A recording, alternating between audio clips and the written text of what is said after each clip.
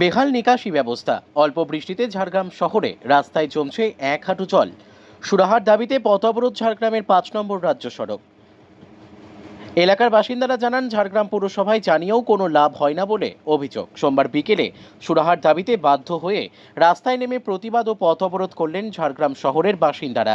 এমনকি স্থানীয় বাসিন্দারা আরও জানান, অল্প বৃষ্টিতে ঝাড়গ্রাম শহরের রাস্তায় এক হাঁটু জল দাঁড়িয়ে পড়লে সেই জল গৃহস্থের বাড়িতেও প্রবেশ করছে।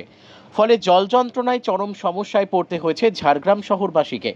বৃষ্টির জল বাড়িতে প্রবেশ করায় বাড়িতে বসবাস করার কষ্টদায়ক হয়ে উঠছে বলে জানান তারা। হ্যাঁ, কি হয়েছে কি? যেখানে জল ড্রেন আছে, সেই ড্রেনটা হাই ড্রেন, সেই ড্রেন দিয়ে জল ক্লিয়ার হয় না। ঠিক আছে, জল ক্লিয়ার হয় না, এবারে ড্রেনকে নিয়ে আধ পথে রেখে দিয়েছে, পুরো প্রত্যেকের ঘর ডুবে যাচ্ছে। কদিন আগে তো ট্রেনটা হলো, ট্রেনটা তো কদিন আগেই হলো।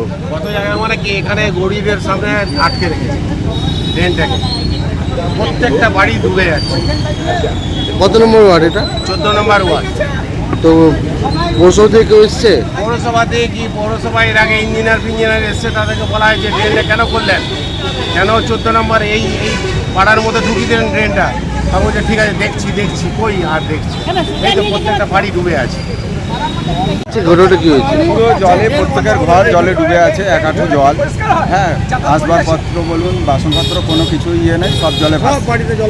আর প্রত্যেকের বাড়িতে জলে জল। আমরা যতটুকু আসছি এখানে সবার বাড়িতে এখানে জলে জল ঢুকে রয়েছে। আমাদের কোন এলাকা? সবাই আশ্বাস দিচ্ছে, প্রশাসন আশ্বাস দিচ্ছে, কোনো সুরাহা পাইনি, এখন অবধি কোনো সুরাহা পাইনি। কোন এলাকা এটা? এটা রঘুনাথ 14 নম্বর ওয়ার্ড। আপনার নামটা? আমার নাম সুজিত বণিক। আর একটা কথা,